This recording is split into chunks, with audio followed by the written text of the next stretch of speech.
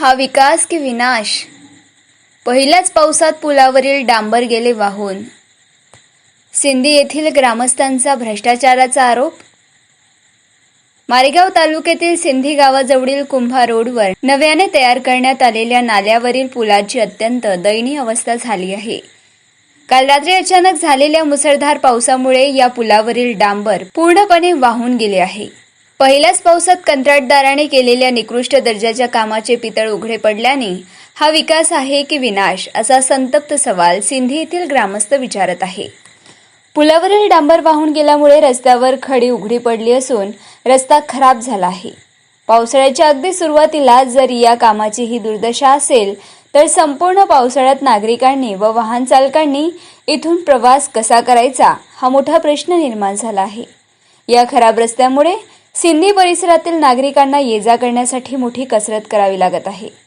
केवळ विकास कामाचा मोठा आव आणून प्रत्यक्षात मात्र अत्यंत निकृष्ट दर्जाचे काम केले जात असल्याचा ज्वलंत नमुना आहे. या संपूर्ण प्रकरणात लोकप्रतिनिधी आणि संबंधित कंत्राटदार यांच्या संगनमताने मोठा भ्रष्टाचार झाला असावा, अशी दाट शंका ग्रामस्थांच्या मनात निर्माण झाली आहे. काळ्या डांबरावरील हे पांढरे काम आता उघडकीस आले आहे. जनतेच्या पैशाची अशी उधळपट्टी थांबवली पाहिजे. या निकृष्ट दर्जाच्या कामाची वरिष्ठ पातळीवरून तातडीने सखोल चौकशी व्हावी आणि दोषी कंत्राटदारावर कठोर कारवाई करण्यात यावी, अशी जोरदार मागणी सिंधी येथील ग्रामस्थांकडून केली जात आहे. मारेगाव वार्ता सचिन मेश्राम, मारेगाव, यवतमाळ.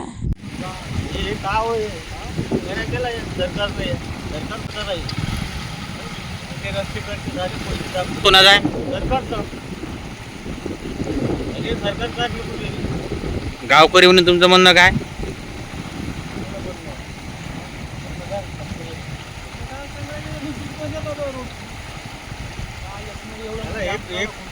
एक वर्ष नाही झाले रस्ते